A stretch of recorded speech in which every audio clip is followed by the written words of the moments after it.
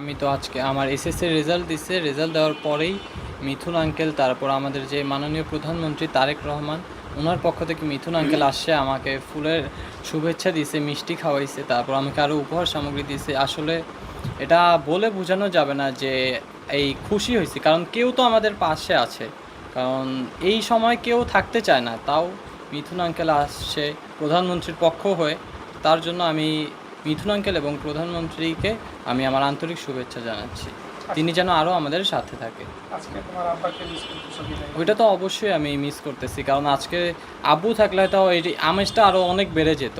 হয়তো দেখা যেত বাসায় আর কি মিষ্টি কোথায় রাখবে আব্বু, ওইটা তোলপাড় লেগে যেত যে এত মিষ্টি আনতো। সেটা আসলে এখন আব্বু নাই, আব্বুর কোনো খোঁজ পাওয়া যায়নি, সেটাই।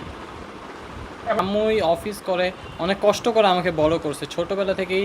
আব্বুর যে নাই, আব্বুর অভাবটা আম্মু কখনো আমাকে বুঝতে দেয়নি। আম্মু নিজের কষ্ট হলেও সবসময় আমাকে আগলে রাখছে, আমাকে কোনো দিন খারাপটা হতে দেয়নি বা খারাপ কারোর সাথে কোনো হবে ওইটার আগেই আম্মু আমাকে সবসময় সেভ করছে। রকম অনুভূতি, কারণ আজকে এই দিনটা যেমন আজকে আমার জন্য অনেক আনন্দের, তেমন এটা অনেক কষ্টের একটা, কারণ আর বাবার অনেক স্বপ্ন ছিল ছেলে বড় হবে, ছেলের বড় হতো সে দেখতে পারলো না। আজকে সবাই খুশিতে, সবাই হাসে, আর আজকে আমরা সবাই মানে আনন্দে খুশিতে আমরা কেঁদে ফেলছি। সবাই এতদিন শুনছি যে মানুষ খুশিতে কাঁদে, কিন্তু আজকে নিজেরা যখন সেই আনন্দে খুশিতে কাঁদছি তখন নিজে বুঝতেছি যে আসলে সুখেরও কান্না আছে।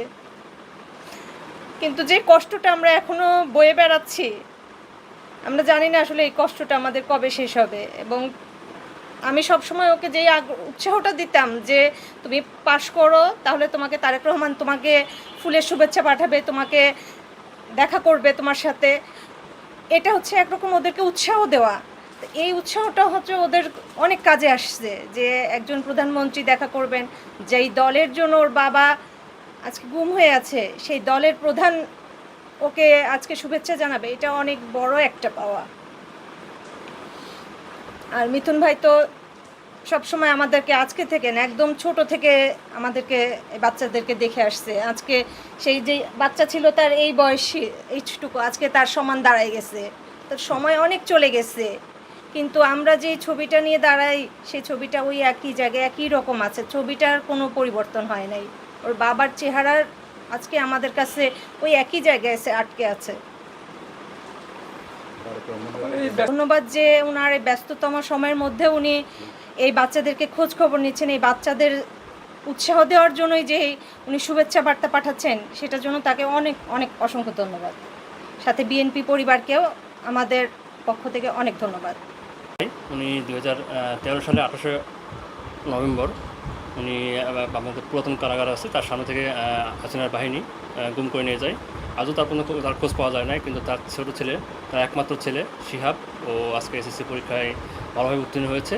যে খবরটা আজকে রেজাল্ট বাড়ানোর পর্বে মাননীয় প্রধানমন্ত্রী তারেক রহমান উনি তার অতিরিক্ত পেশ হচ্ছে আজকে রুমন ভাইকে বলেছিল যে কেউ পাস করছে কিনা, যারা গুম খুনের পরিবার অসহায় পরিবার আছে, কেউ পাস করেছে কিনা, ভালো রেজাল্ট করেছে কিনা খোঁজ নিতে। তখনই আমি তাৎক্ষণিক আমাকে শিহাবের আম্মু ফোন দিয়েছিল, তখন জানালা মাত্র রোহন ভাই আমাদের বললো যে তাড়াতাড়ি মিষ্টি সহ প্রধানমন্ত্রী উপহার সামগ্রী নিয়ে যা।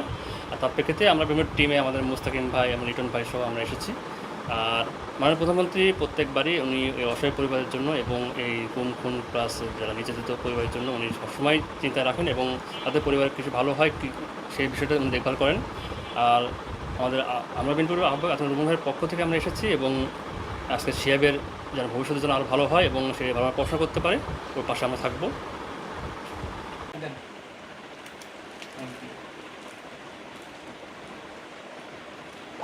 এটা আসলে এটা ওকে, এবার মিষ্টিটা করো।